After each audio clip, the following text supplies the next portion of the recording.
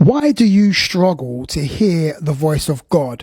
See, what it is that when there's a lot of noise in your life, it's kind of drowned out the voice of God, the still, quiet, still, small voice of the Lord. When you have stresses, when you have worries, and you have all this all these pressures that's in your life, from your working life, your college life, your family life, financial life, things may not be going right.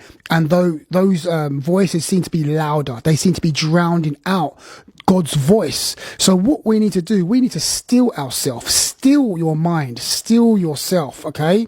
You have to take time out and to replenish yourself, replenish your faith, replenish yourself by being in the presence of the Lord. Because when you're in the presence of the Lord, all of the stresses and the strain and the depressions and the attacks, they all subside, they all quieten down, and they all disappear.